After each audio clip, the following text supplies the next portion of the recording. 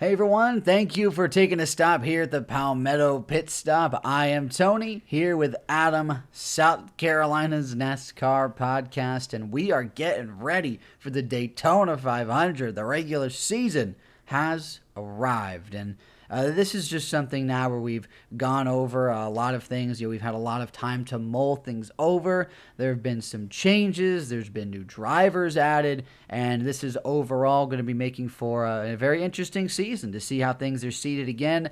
Playoff format as of right now, same as it was last year, but we will be having, of course, just some interesting storylines to follow. Interesting to see how things will unfold, if there's going to be any tensions between certain drivers, maybe more friendships made. There's a lot of things that are going to be happening out on this track as we keep our eyes on Daytona.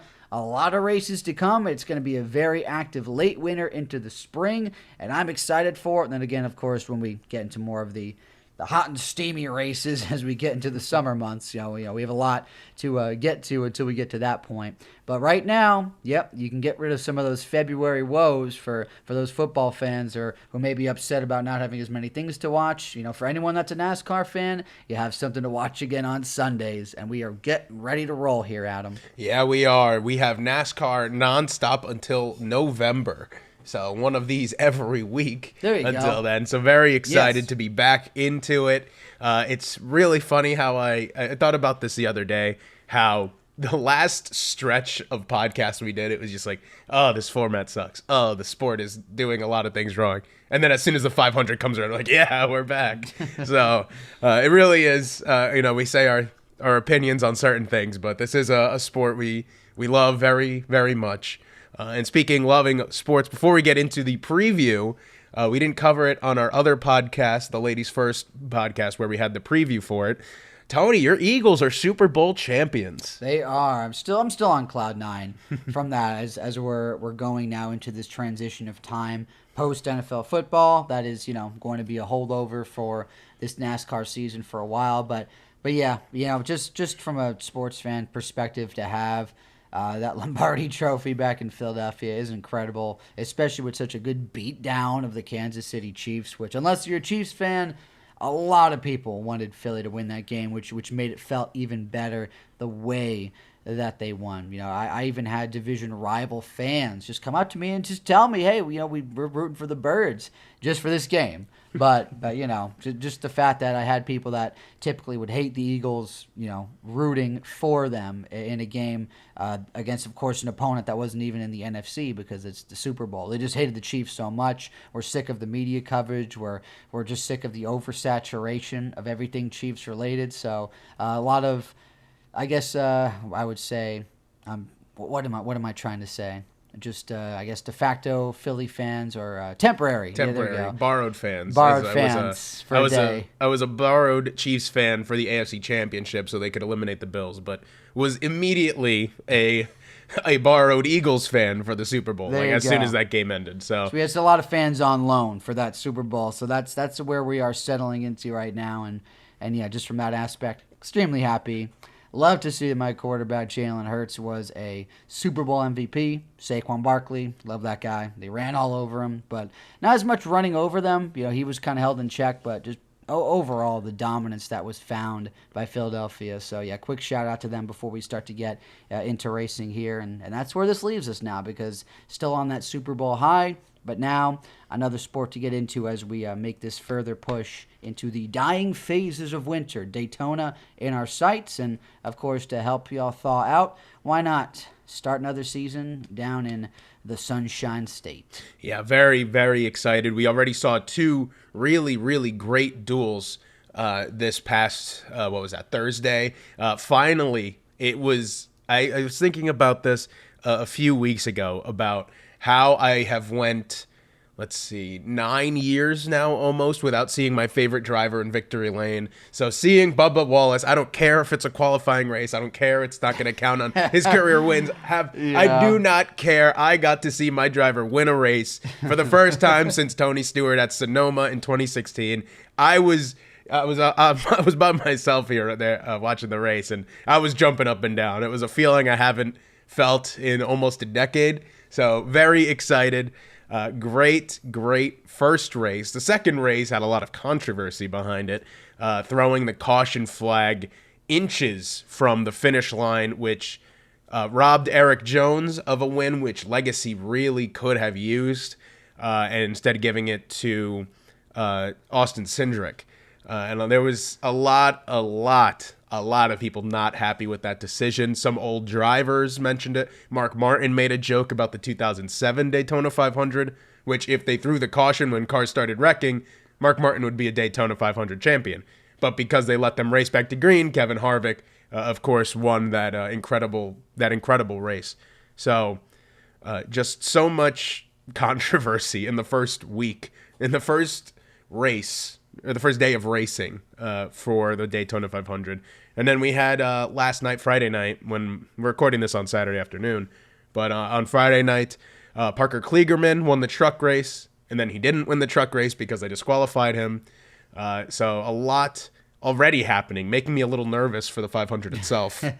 It's just something that you can go on without saying. It's the Daytona 500 or just Daytona weekend in general. Always some interesting things happen. It's just a race that you have embedded in the minds of a lot of people, whether you go back to more of the older NASCAR fans and people that have been fans of more household names for a long time, for maybe the drivers that aren't in the sport. But it's just a crown jewel race that's rooted in history. Like, oh, you're the Daytona 500. Like, even just your casual person knows that is a NASCAR race in Florida, and that it's a big deal. Maybe not going to be knowing exactly what time of the year it is, maybe not knowing the significance about it, but Daytona 500, like just most people know as a reference what that is. And it's just because of all the incredible happenings that have been the history of it. And this is going to be now, as we're in 2025, another opportunity to write an interesting chapter in the book that is this race. But before we get into just seeing how the layout is with the current field, what we're going to be thinking about who's looking a little bit better and has better opportunity in this race, just going back to those duels really quick, Adam. So it happened obviously before the race goes on. So just to go over this, what is their significance between what happens with those, and do they have any significance to the main race on Sunday? Okay, so the Daytona 500, back in the day, and by back in the day, I mean probably 6 years ago. Okay, I don't know if that's back in the I guess pre-pandemic. Yeah. It feels like back in the day. It feels like an entirely different lifetime. I've lived 4 lives since then. There you go. Yeah. So the Daytona 500 back in the day, Daytona to this day still is, but it was a massive, massive deal for a thing called Speed Weeks. And Speed Weeks was, I believe it was the weekend after, started the weekend after the Super Bowl. I might be wrong on that, but that's what my brain is remembering.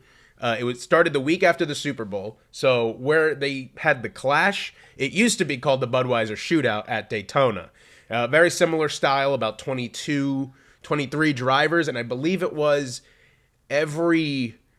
any driver who won a pole in the previous year was in the race. Again, I could be wrong on this. It's been a while since they've used that format. They didn't have the heat races like they have for the Clash now. But I believe it was every pole winner and the champion of the previous year included in that race. That was a little trivia. That is how I picked my favorite driver. The first race I ever watched was the 2007 Budweiser Shootout. I was going to be rooting for Jeff Gordon because he was the only guy I knew. Jeff Gordon crashed, so I said, okay, I'm going to be a fan of whoever wins this race. Tony Stewart wins. Rest is history. So it used to be the Saturday before the Daytona 500. They would have the shootout, and then they have qualifying on Wednesday, which the qualifying sets up the duels. And the front row is determined by qualifying time alone, and the open slots, because your typical NASCAR race is going to have the 36 chartered teams, and then occasionally you'll have an open car. Like at a road course last year, we had Juan Pablo Montoya come in. We've seen oh my goodness, what's his name? Kamui Kobayashi make the run at the Indy Road Course a few years ago. But because the field can have, I believe, 40 cars, there's 4 open slots since there's only 36 chartered teams. There are only that many availabilities, and if more cars show up for the 500, which they always do, they have to race their way in either on time or during the duels. Now, the duels, like I said, the front row is determined by qualifying speed. So I believe the front row this year it's Chase Briscoe, who has the pole in his first race for Joe Gibbs, and Austin Cindric, who was already before he won the duel, he already was on the front row. So the rest of the field is determined by the results of the duel races. So Bubba Wallace won Duel 1. He's starting third. And then whoever finished second, third, fourth. I think William Byron got second. I could be wrong. I don't remember the exact finishing order of that race. But then that determines the inside row. So they'll first, second, third, fourth in that race will start third, fifth, seventh, ninth. And then the second duel determines the outside row. And since Cindric won, he's already on the front row. It would be second place gets fourth, and then sixth, eighth, so on. And that determines the starting place. And then of the open cars, whoever finishes the best, who isn't in on time, which were Martin Truex Jr. and Jimmy Johnson, already qualified on time. They didn't need to really try it there. The ones who really wanted to be in on position, Helio Castroneves, he crashed out, so he'll have to use his provisional. And a very emotional Dale Jr. With Justin Allgaier getting Junior Motorsports' first start in the Cup Series by positioning their way into the show. So very big deal for Speed Weeks that you get these two duels, and that is their significance. It helps determine who's in and where they're in.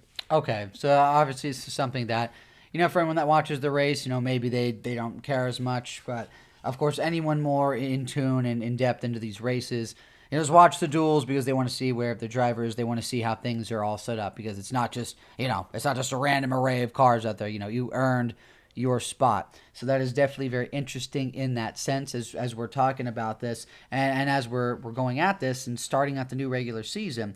So now as we're starting out the Daytona 500, it is the kickoff to the season. Winner's going to have that first playoff spot locked up. Now, going into this, we have some interesting little changes. There's some new faces out there as opposed to last year. A little bit of shuffling around with teams. Things, of course, aren't always going to be the same from year to year. So, Adam, what kind of stands out with you, or what is something maybe to watch from the young gun standpoint, or maybe with the changing of teams? With cars and just who is backing certain people. Is there anything, at least off the bat, that you're interested to see as we're, continuing into this first huge race of the season, which can be, a big tone setter for the rest of the season? Yeah, there's going to be a lot of eyes on a lot of the seat shuffling that has happened. Obviously, Zane Smith, no longer at Spire, now went to front row. You have the opposite with Michael McDowell going from front row to Spire. The biggest signing, I believe, of the offseason being Shane Van Gisbergen, of course, now at Trackhouse, who is now down one of their biggest investors and owners, as Pitbull announced he's leaving the team. Right before, and the weird thing is he's performing, right? Yeah. He's performing there, and he just pulled out of Trackhouse. Like, you think he would have at least waited until after the race? Yeah, or announced it before the season. It seemed very strange, but there might be a story there. He announced it, and that just seemed to be it. Very unexpected move, I would say. I'm not sure if there were murmurs of him wanting to leave the sport, but hopefully won't impact Trackhouse that much. They have a good set of drivers, and we were talking before we started recording today about Connor Zilich probably getting the bump up into Cup in the coming few years, if not next year. So excited to see what is in the future for Trackhouse. But some of the other names, of course, you have Stuart Haas's guys kind of tossed around in the sport. Ryan Preece looked really, really good for RFK. Really pulling for him, that 60 car. All those RFK cars are gorgeous. Like those. Every car, if they can't have those glowing numbers from like the early 2000s, I want them to have that chrome number that RFK has. They're very, very beautiful cars. But them, of course, with that, I think the driver signing that I am most interested with is Josh Berry to the Wood Brothers 21. He just kind of fits that Wood Brothers vibe. I mean, I think has fit it the most since Ryan Blaney was driving for the Wood Brothers. I'm very excited to see what he can do. I think he's extremely talented. I think he's kind of reminds me of Greg Biffle in a way that he's an older new driver. He's already, in his 30s, and this is his second full-time season. Similar to Greg Biffle. Greg Biffle, when he was a rookie, I believe he was like 33. So, okay. So NASCAR's a much different beast when it comes to like prospects. Of course, you see the NFL, rookies are usually, 19, 20, 21. And if a rookie quarterback is like 24, you're like, ooh, he's a little much for me, a little like a Bo Nix sort of thing. But even there, that's paying off for the Broncos. But back to NASCAR, there's a lot of young talent that I'm very excited about. Of course, Shane Van Gisbergen in a similar boat. Technically a rookie, but of course has his legacy already built over in Australia in supercars. He's just kind of doing this for fun, and he just found out, oh, I'm actually pretty good at this thing. I want to keep an eye on how he improves in the season on ovals. We saw him with I believe it was a top 10 at the Clash, which is interesting to go into Bowman Gray and just end up with a top 10 in your first unofficial start of your first full-time season on a team. No doubt about it. Yeah, he was improving over over his year in the Xfinity series, slowly getting better, and this is obviously going to be a real show. I mean, he can probably, if he really has the cards stacked in his favor, he could end up sweeping the road courses. He's just a super talented driver on road courses. We saw it at Watkins Glen. It took Chris Buescher kind of rattling his cage a little in that exciting finish. He probably would have had a good shot at repeating at the Chicago Street Course if not for crashing out of that race. But very excited to see what he can do. Noah Gragson, he's a very talented driver. I think he had it was 8 wins a few years ago in the Xfinity. Just all of those guys. I think one name that I really want to keep an eye on, personal biases aside, because I always just want to say Carson Hocevar, because I mentioned it. I was talking on the phone with my mom the other day about all the new names, because she's someone who in any sport she can't keep up with the new names. Oh no, a lot of the time. Not. But you're not going to get that from a lot of people who just casually watch racing. It's like, no. Oh, who's that? Yeah, who's this? This isn't who I remember. Why is the 24 not Jeff Gordon? I don't know what that is. Right. Yeah. But I think that Carson Hocevar is going to be fun. But I think a driver that I want to keep a close eye on this year is Todd Gilliland. I was looking at odds before the race, and usually they will do, about the top 10 or whatever, or top 8 drivers in terms of odds. So for the 500, I think Blaney's the favorite. So then there's like Logano, Hamlin, Wallace are all in there. But if you're not in the best of odds, you'll be called the field. And it's like the field, and that's, whoever else is going to win the 500 or that you can place bets on. If you, of course, live in a place where that's legal. But Todd Gilliland had his name listed there, which was interesting. And I think I don't know if it's just a little biased because I have rooted for these guys that I grew up watching, and now their sons are in the sport, similar to Burton, who we saw win last year, obviously Jeff Burton's son.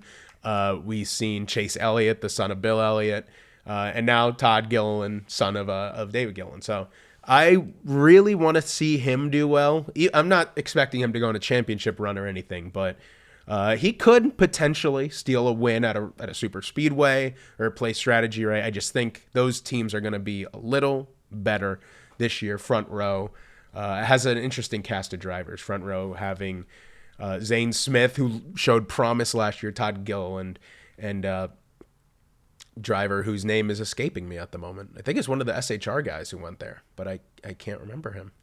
Is it Noah Gragson? I wish I could help you with that one. My brain is blanking at the moment. Front row motorsports drivers. Yes, Noah Gragson, Todd Gilliland, Zane Smith. Okay, that's right. Okay, I was a little confused there, but yeah, I'm really excited to keep an eye on them. Shane Van Gisbergen and Riley Herbst are the two contenders for Rookies of the Year. That's right, Herbst, new 2311 guy. Yeah, you were kind of pulling for him with that 35 Toyota when we were at the Clash. You mentioned that being your high school football number? Yeah, it was just my number for everything in high school, so 35 a good number for me, just for that reason. So easily just liking it for that reason, and obviously being fans of the 2311 team. welcome to the fold and would like to see bright things from the rookie. Continue to build the momentum from that small team as they've now grown to 3 cars, and I do hope the best for them going forward into the season. But yeah, definitely. Yeah, and this is something, of course, where you could actually have something to build off of. Relatively quiet overall with Bowman Gray. Not too much going on for Herbst up there, but we'll see as the season rolls along here how much growth can be found from these rookies, whether young or a little older. Yeah, I'm excited. It's a small but exciting rookie class. I think Herbst has potential there. I think 2311 is probably the best place for him. Denny Hamlin has proven to be a fantastic owner for that team, just setting his expectations for each driver and doing what he thinks. Of course, there's other members of that team who take part in that decision as well, but he has given them their expectations and gives them everything to help meet them, or if they're falling short, he kind of has given them that boost. And we saw that with Tyler Reddick. I don't think a few years ago, it's like 2020 or 2021, people said is like, oh yeah, Tyler Reddick's going to be like a perennial championship driver. Be like, maybe. But now after last year, it's like, yeah, he could be in the fold every year. He looks like the flagship car now for 2311. And now Bubba Wallace, of course, on the opposite end, he hasn't. He's still riding that dry streak of a win. Made the playoffs in 2023, missed in 24. But he's shown his potential. I think this new crew chief change is going to hopefully play in his favor.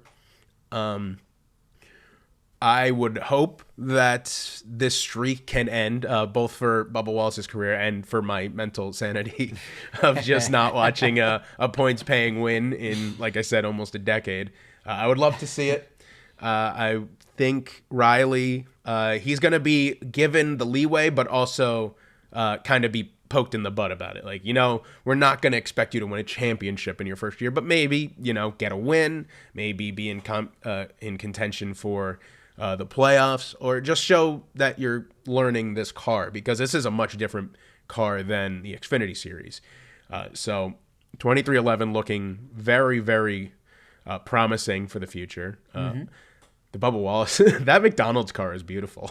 All their cars the are fries. Yeah, the ones with the fries. If I could personally, I would take the word McDonald's off of the quarter panel, just because you have a big M. You know what that is, It's one of the most recognizable symbols in the world. Yeah, I don't think you need McDonald's there. But I think that would just be a little improvement. But that car looks great, the matte finish on it. Tyler Reddick, of course, his cars are always great. And then I just hope we'll get some nice paint schemes for Riley Herbst, and it's not just a Formula One thing where we have 3 monster cars on this field at once. I was going to say, no, definitely not. But this is definitely an opportunity where if you can get a little bit more of this momentum to go towards that team this year, that they could easily have multiple drivers in the playoff and not just one of them. Reddick already proved he can make that run last year. We'll see what's going on with the rookie. And yeah, Bubba Wallace just sniffing success, but hasn't just been able to find it. It's been close. It's been that same analogy with that old meme with the old guy from that commercial. I forget what insurance it is or whatever, but the Geico commercial. Geico, right? Yeah. Just gotta be quick about it. Just dangling it out there. It's like playoff success, close to a win, close to that top 10 finish. That pit stop could have been better, and maybe you would have finished a few seconds ahead of this guy, but. That's definitely something that can still be found, and of course something we're going to keep talking about and breaking down as a factor of sports that we love to always throw in there, and that is still luck. And some guys just have better luck than other drivers, and that's just sometimes how it is. It can fluctuate from year to year. Definitely hasn't been there for Bubba. Definitely been on the bad end of luck. Storm cloud over his head. It's for a lot of instances, but we'll see how that all comes together. 23-11, yet again another one of those teams on the rise, and we'll see how some of these young guns stack up. But it's going to be great as they're going toe to toe with more of these beloved teams and drivers. Obviously, your world famous Hendrick cars that are always going to be there when you're trying to vie for wins and vie for the playoffs. Just like anyone else out there. But it's, of course, something you have to try to overcome if you want to become more of a household name. And just try to transcend the sport a little bit, which is just one of the big things you want to try to see from these guys this year. Can you transcend the sport? Can you get NASCAR into more of mainstream media again, and constant conversations on talk shows, on FS1, on ESPN? We'll see, but interesting things have to happen, and personalities have to show through, and I hope we're going to get some of that this season. Yeah, there have been, I believe now, NASCAR drivers get endorsements or some kind of bonus if they actively try to promote the sport. A big issue that I saw last year, and I'm not sure of his reasoning, but it's obviously entirely these drivers' choice. This is a job for some of them. Chase Elliott, the NASCAR's most popular driver perennially. He is again. He's more of one of their darlings right now. There's no doubt about it. Plenty of Elliott fans. Yeah, plenty. Obviously, you don't win that award for nothing. We saw it at the Clash in person. That whole place was going crazy when he won. So he just would not try to push for more marketing in NASCAR. So when they do that, the Full Throttle documentary on Netflix where they follow the drivers, Denny Hamlin was like, yeah, anytime you want cameras in here, sure, go ahead. And they loved him for it because he's like, nothing held back. But Chase Elliott, just not interested. Very private guy, wants to just keep to himself. And obviously we've had guys like that in the sport in the past, like Bobby Labonte, nicknamed the Iceman. He didn't talk much. He was just, but you would still see him in commercials, and he still had a presence. And it would be, obviously, this is talking just in a vacuum, not knowing outside reasoning or anything that goes into it. But it would be nice to see some of the most popular drivers or more popular drivers doing more to market the sport, because NASCAR is in a place where their ratings have, one, dropped, and then two, kind of stagnated. So if you can get those names like Bubba Wallace or Chase Elliott, the most marketing I saw this year in this offseason has been Joey Logano, which is great. He's your champion right now. But it's in like really almost dorky ways. Like he shows up like he's like a shell manager with his little polo. Okay. And he just shows up to the Super Bowl pregame. It's like, this doesn't look like a NASCAR driver. It looks like a dude about to pump your gas. Gas station manager. Yeah. So I think they just need to do a better job of marketing. And I think the drivers can really help in that. I mean, there's so many memorable commercials from back in the day of any driver, really. I mean, you had Jimmy Johnson, who everyone said he was a kind of milquetoast guy, very calm demeanor, but he was still in commercials, and he was a household name. I mean, you don't win 5 straight championships and not be known, around the world. No, that Lowe's car was so famous. So incredibly iconic. You couldn't go in there without seeing his face plastered or one of those cardboard cutouts of him certain places. And we're not asking drivers to be Ricky Bobby from Talladega. No, yeah, you don't have to do every commercial ever. But... be like, woo! You don't need to be like this crazy hyped up guy, but just trying to be a little bit more personable. Make more of those connections with fans, and it is tough for a guy like Elliott, who's seemingly a little bit more reserved, because you have that reach, you have the fans. But you're not really doing anything huge outside of the scope of, content creation or social media. Just going out there and driving and doing your job, which, a lot of people love you for. But, man, to go above and beyond and continue to market the sport, it's definitely an opportunity lost. But, again, what can you do? You can't change who people are. If you're successful at being a race car driver, that's why you're in NASCAR. You're not there for marketing, but it is nice to see when some guys can go a little bit more above and beyond in that sense, especially in this time, because again, it's just, you do not have those household names that just random people would pick out from a commercial or pick out at an event and be like, oh, hey, yeah, like I know that guy, or hey, I go to this store because of this NASCAR driver. It's just different. And that we've mentioned that a few times on podcasts now, because it does suck. It's a definitely different era in that sense. I don't know the right answer exactly to get back to it, but it would be great if we could somehow, whoever's going to be the person to figure that out. I think some of it also, some of it falls on the drivers, but we've seen guys like recently Bubba and Reddick have done this McDonald's commercial together, so they're back pushing their stuff, which is fine, which is what you love to see.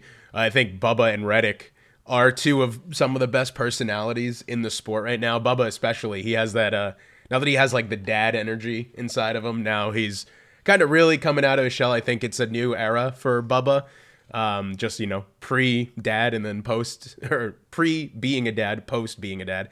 We saw it in Victory Lane. He was holding his son up like he was Simba. So I think NASCAR themselves has to do a little more to help their marketing. We were talking, again, before we started recording, about how Formula One is just letting basically anyone make diecast for them. And you see, Max Verstappen and Lewis Hamilton's Formula One cars. I have the pack from Costco. That I got. No, I got you, of course. Yeah, and then there's they're making Hot Wheel Formula Ones now, and NASCAR, they need to be doing a better job themselves. So getting your guys to the Super Bowl pregame, yeah, that's good. Maybe don't dress him like a gas pump attendant, but let the guy, let him dress up a little. I mean, he's Joey Logano. He's a recognizable dude. If you're just okay, we'll put him in a nice little sport coat or something, he'll be fine. Or NASCAR can really make me happy and bring back the racing jackets and make those much more popular, because that's those retro ones have become sort of a fashion statement now. Now they've become super expensive because it's a fashion statement. They're in style. You see them around a lot. I saw a guy wearing a Scott Pruitt Tide jacket at the mall nearby here, which nice. was. It's one thing if it was Ricky Craven, but it was Scott Pruitt in the 10 Tide car. So I think NASCAR can do a lot better. Bring back those jackets. Bring man. back the jackets. I'd love to see more of those racing jackets. People love. They're just good. They're stylish. Nice. Then people love retro, man. That is so big right now. Those would fly off the shelves. Men would buy them. Women would buy them. Everyone. Yeah. They look good. They just look really good. People love that throwback stuff, man. You gotta. Again, give the people what they want. And I'm telling you, people would buy those. Yeah, we saw it with Dale Jr. when he went back, sponsored by Budweiser for that late model series. They made the old Budweiser number 8 racing jackets, and those things sold like hotcakes, So I think a part of it is you need that brand association. Yes, definitely. They have to find a way to make sponsorship not so expensive again.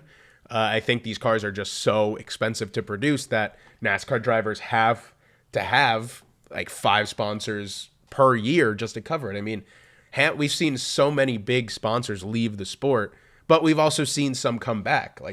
I never thought I'd see Red Bull back in NASCAR, but Shane Van Gisbergen, you get the right guy, they'll come back. Yeah, exactly. You get the right guy, you get the right ideas there. So on track success is going to be one big part of it. Of course, you have to be talented. You want to be a good driver to be able to attract bigger and better sponsors, but just being able to utilize that creativity to try and market better to fans, especially younger fans in some way.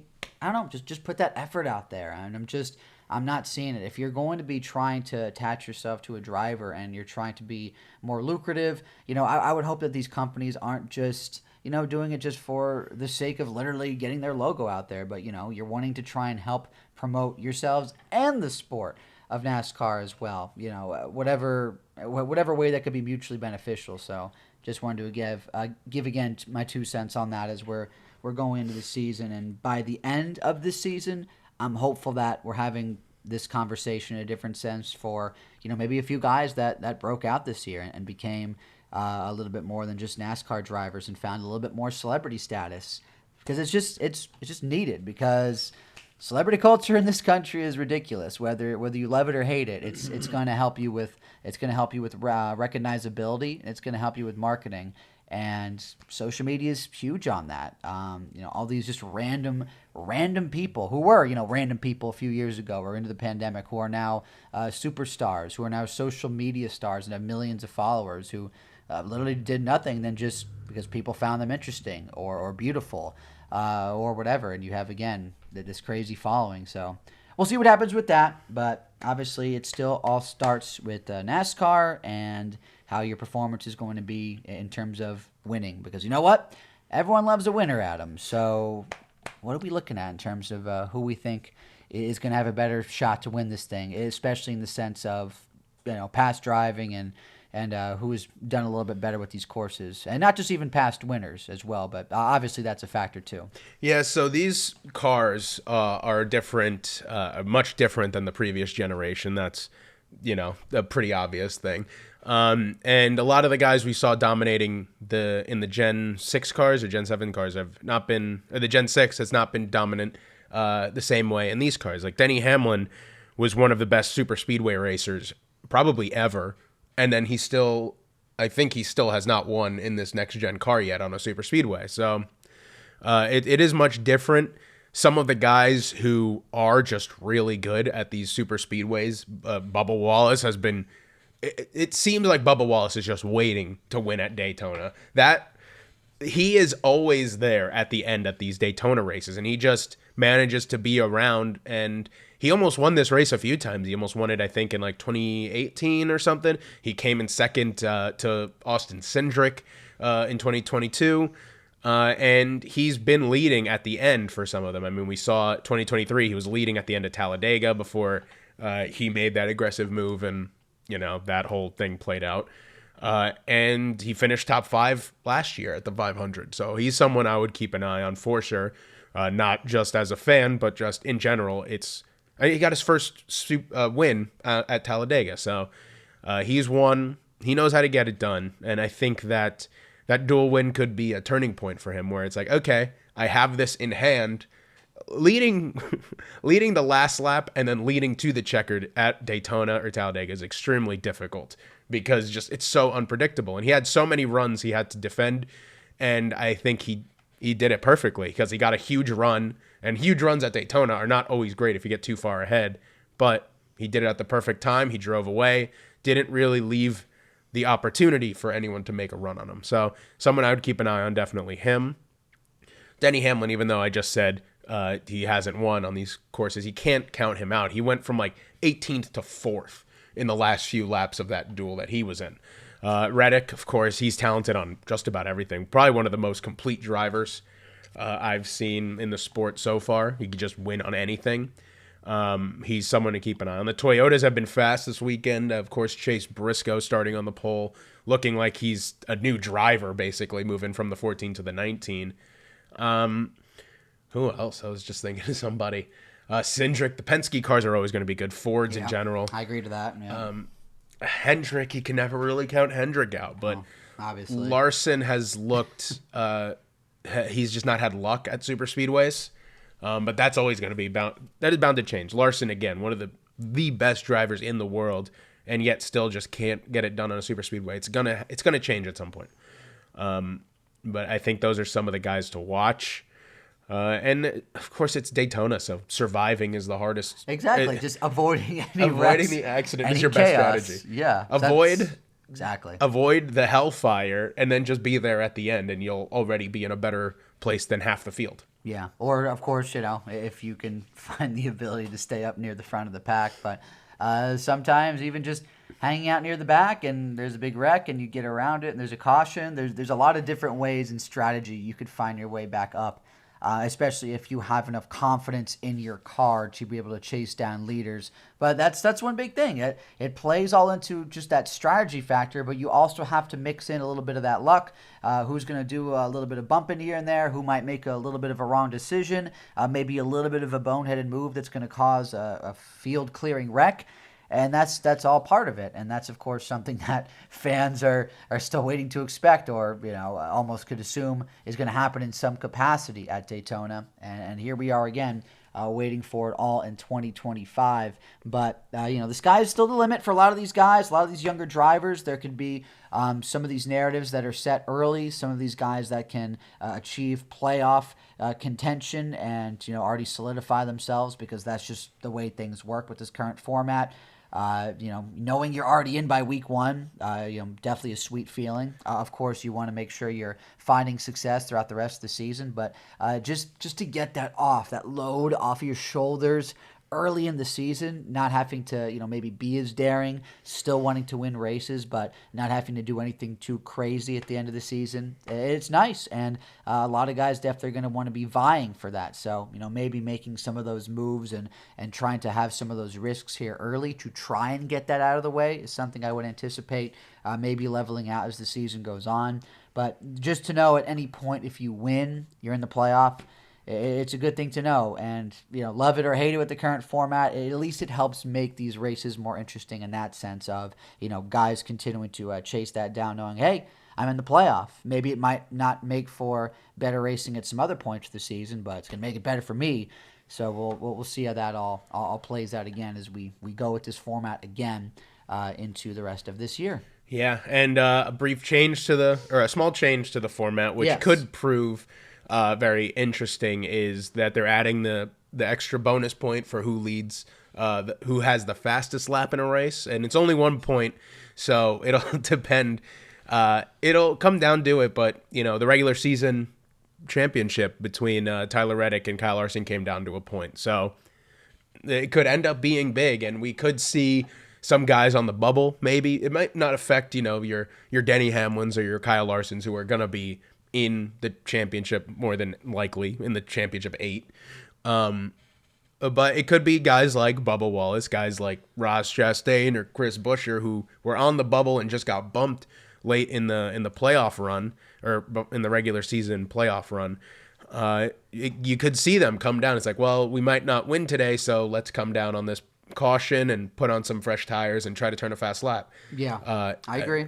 Yeah, and same thing at Daytona. We could see it's like, well, we got like 30 laps before we have to pit at the end of the stage. Let's drop to the back with our teammate and see if one of us can get in this open field and just try to run a fast race. So we could see some change in strategy, and that's what fans like to see, just different storylines going on. I'm hoping that this means that we're going to be bringing back points for leading laps and leading the most laps eventually. But it's a step in the right direction, I think. Similar, Formula One already has it, and we've seen a few times where Max Verstappen was leading a race, and then he comes down pit road just to put on the tires to run the fastest lap. So interesting things to watch, and adds a little more. And we also have later on in the season, and we'll discuss it more as we get closer to make sure we get all the details, but we have the in-season tournament this year. Courtesy of Denny Hamlin providing that idea to NASCAR, and that's going to be something to watch when the summer stretch kind of draws out and we go to a few tracks that aren't as interesting as a Talladega or a Daytona, but it'll still, keep eyes on when those viewership numbers tend to falter. That could be something. We saw the NBA tournament, the regular season tournament. It seemed like a silly idea, and then it happens, and then it's kind of fun to watch. So it was okay. Yeah. Maybe it was a novelty of it. Yeah. At first, it was fun to watch. I'm not a big NBA fan, so. I said, I follow Philadelphia teams, so I'm 76ers. But it made it a little interesting, and perhaps this is something for NASCAR that'll be even better. I hope it is. It's just great to see new and innovative ideas being able to take off and find success. So we'll see what goes on with that. But as we've gone over some of our analyzation, as I'm sure you have already, Mr. Adam, going into what is going to be another big kickoff to the regular season for 2025, I would like to get into our predictions here, as we have started doing last year. We go with typically 3. I think it's good to go with 3. 2, maybe we're a little more certain on in a wild card, or we could just go with 3 that we think have the capacity to be there. If it's maybe a little too early, especially at this point in the season, to call anyone a true wild card, unless it was a little bit more of an off-the-wall driver who was maybe far down in the Vegas odds to win. But as we go through this, do you care who goes first?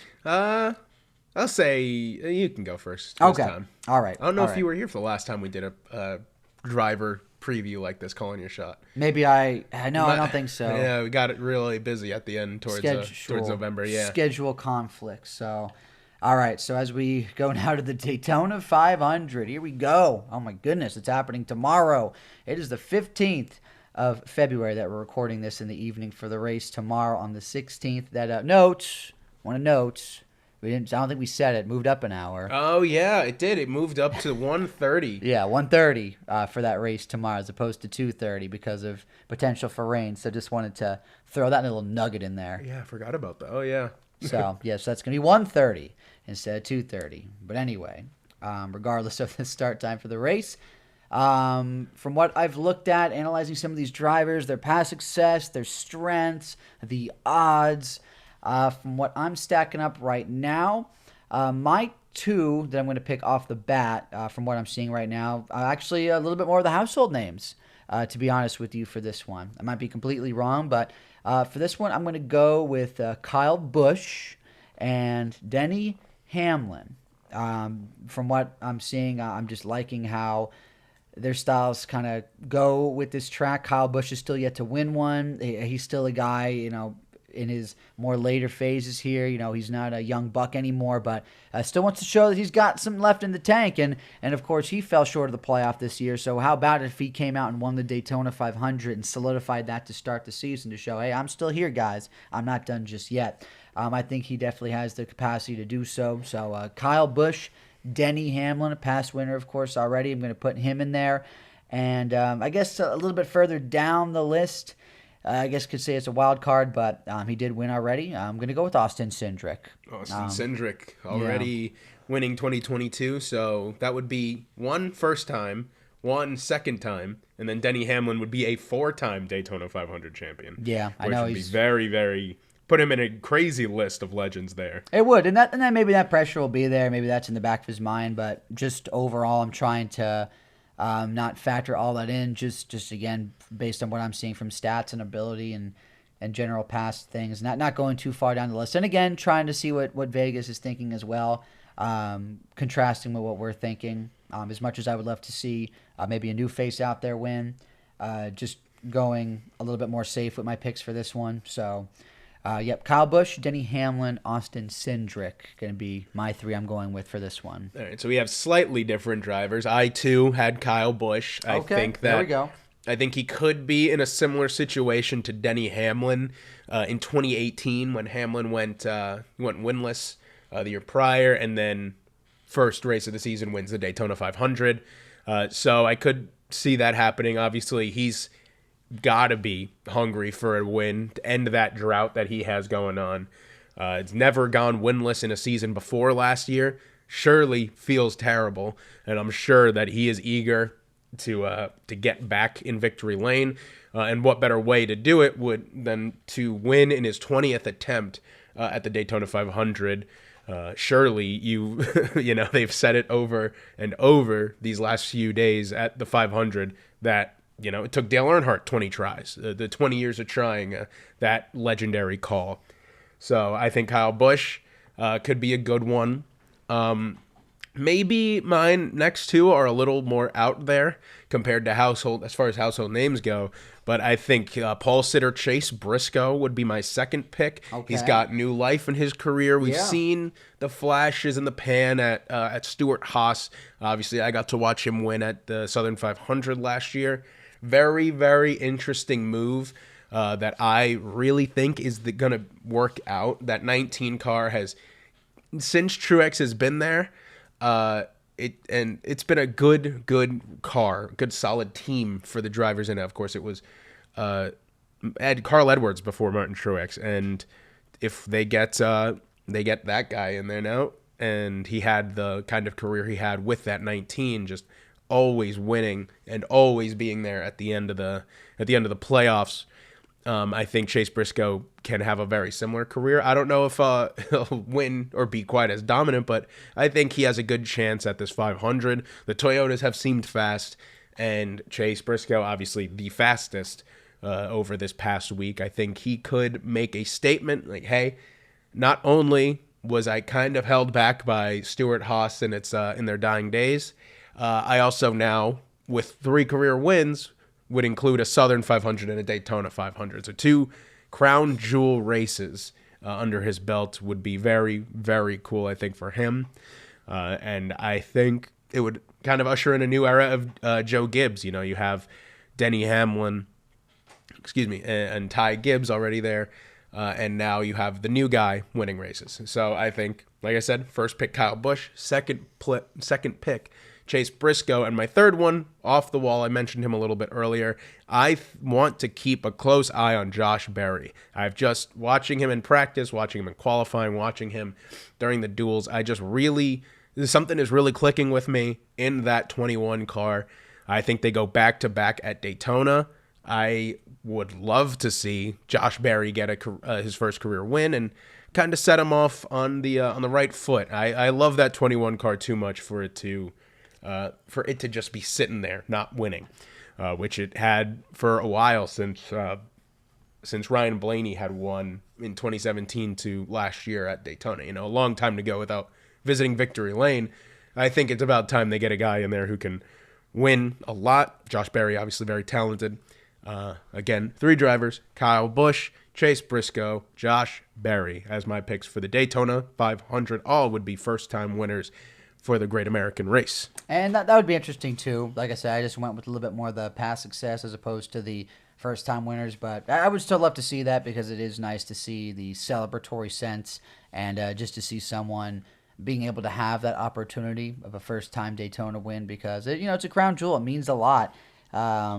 Already went over before the history that has befallen this race, the incredible moments, the incredible memories, and just a lot of eyeballs in the NASCAR community that are on this race. And I did see a lot of advertising for it with the Super Bowl as well. I'm hoping that it is a fantastic race and maybe some new viewers decide to tune in and we could see how things are going to get rolling here to start the season. And that is just a fantastic race. So we'll see how this works to set the tone as we now head into the 2025 season. Daytona 500 right around the corner. We are excited to talk about it. And as we go along with this, Adam, anything to add here for the final turn as we are closing out our first podcast here of the Palmetto Pit Stop for the regular season of 2025? Real quick, shot in the dark, no prior thinking or analytics, because I just thought of this while you were talking. I want you to pick one driver out of the field that you think is going to be the most improved. One of the young drivers, a lot of young talent, a lot of new drivers. Who do you think this season is going to be the most improved from last year? Ooh, the most improved from last season. I'm trying to think who has a little bit more of that room for improvement, and I'm trying to think if I'm going to be in the similar wavelength as you are on this one, and just trying to think, at least off the top of my head, in terms of maybe who could have a higher ceiling. I think I could go, and I was a little bit interested in the conversation we were having before, but I think it could be perhaps Hocevar. I would like to see him make a jump. He didn't have a wide range of success last year, so I do feel for him personally that would be a little bit easier for, perhaps he did get close to the playoffs, maybe not even making the playoff, but he definitely has a lot of room to grow, and with that ceiling, think he can make some of those strides. He seems like a talented driver. He's a young guy, got the baby face and everything going for him.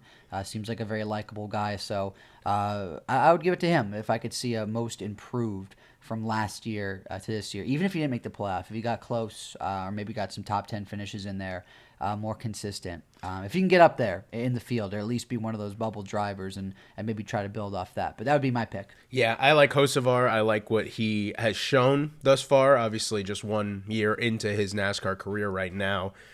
He has an interesting driving style, an interesting strategy, kind of a polarizing driver just because he is, as you mentioned, he seems like a very likable person, likable personality. He's got that Gen Z humor almost, like on our same brand whenever he's on social media. Very likable dude. But I think my guy, whereas you picked a Spire driver, I'm picking a former Spire driver. I think Zane Smith has a little bit of a chip on his shoulder. Kind of got bumped out to make room for Trackhouse to sign Van Gisbergen, where Smith was supposed to be in that seat. I think Front Row is a good team. I like that lineup of drivers, a very interesting one. And I think I'm not not expecting a ton, but he did have a second place finish last year. He showed over one season, he showed a lot of improvement. He was having those early season, he was running in the way back, and then towards the end, you'd be like, oh yeah, look at him running in the top 10 at this point in the race. So I think Zane Smith just has to, like a lot of guys, just has to put it together. He's a young dude. He has a team now where I feel like he is secure there. He's probably going to get comfortable, develop some chemistry with your team, because I think that's an underrated aspect in NASCAR. Not a lot of people talk about the chemistry you need between driver and crew chief and spotter. But I think if he can find a home at front row, I think Zane Smith could be a name. Maybe he makes a late season run at the playoffs. Maybe he steals a win somewhere. I wouldn't be surprised. He's a good driver. I like what I've seen out of him. I really want to see Zane Smith. I want to see what he can do. All right. So we shall see what's going on with some of these young guns and their development in NASCAR for this season. Daytona's coming up, and we are going to be having our eyeballs glued to the screen tomorrow to see how that all pans out. But thank you again for listening to this edition of the Palmetto Pit Stop. It's good to be back between this and our sister podcast, Ladies First, which covers South Carolina women's basketball. Two things very near and dear to the Columbia area. Because, of course, a lot of NASCAR and racing fans in general here in the Carolinas. And just trying to showcase also a spotlight on women's sports as well and their growth here. A lot of good things coming out of South Carolina, but between that and, of course, a lot of great tracks, even just looking at Darlington as well and the history that track has. Just two things we're very passionate about, and we're happy to bring here to the Northern South Podcast Network. Just right now, we're still just doing this on YouTube, but with y'all's support, just continuing to like, subscribe. Eventually going to start trying to ask questions and reach out more on social media so we can keep growing this thing. But thank you again for being here and for starting out this season with us. This has been, again, the Palmetto Pit Stop, so thank you for stopping by. I am Tony here with Adam, and we will see you next time.